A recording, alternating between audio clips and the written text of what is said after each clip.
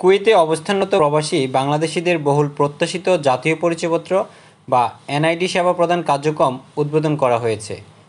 শুক্রবার কুয়েতে নিযুক্ত বাংলাদেশের রাষ্ট্রদূত মেজর জেনারেল মোহাম্মদ আশিকুজ্জামানের সভাপতিত্বে এই কার্যক্রমের উদ্বোধন করেন নির্বাচন commissioner brigadier general Mohammad Ahsan Habib খান।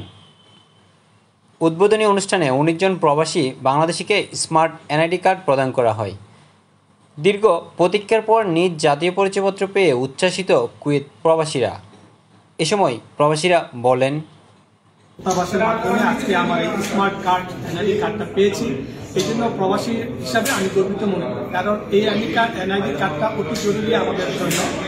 দেশে অনেক কাজে এই এনআইডি কার্ডটা প্রয়োজন পড়ে। আজকে দূতাবাসের মাধ্যমে এই এনআইডি কার্ডটা পেয়ে আমি নিজেকে প্রবাসী হিসাবে গর্বিত মনে করছি। গত ১৯ জন প্রবাসীকে এনআইডি প্রদান করেছে। তো আমিও নির্বাচন পরিষদ থেকে এনআইডি প্রদান করলে আমার কাছে অনেক খুশি লাগতেছে। তো আমি আশা করবো কুয়েতে যেসব প্রবাসী আছে তাদের এনআইডি নাই, তারা দূতাবাসের মতো আবেদন করবে এবং জাতীয় পরিচয়পত্র সংযোগ দেবে। কুয়েতে বর্তমানে প্রায় ৩ লাখ প্রবাসী বাংলাদেশি বাস করছেন, যাদের অনেকেরই নেই বাংলাদেশের জাতীয় পরিচয়পত্র। ফলে নানান ভোগান্তিতে পড়তে হচ্ছে এসব প্রবাসীদের। ই পাসপোর্ট সহ বিভিন্ন সুযোগ সুবিধা থেকে বঞ্চিত হচ্ছেন তারা। এনআইডি চালুর মাধ্যমে এবার সেটা দূর হবে বলে মনে করছেন প্রবাসীরা। তবে যাদের জাতীয় পরিচয়পত্র আছে কিন্তু সংশোধন প্রয়োজন, তারা আপাতত এই সুবিধা থেকে বঞ্চিত হবেন।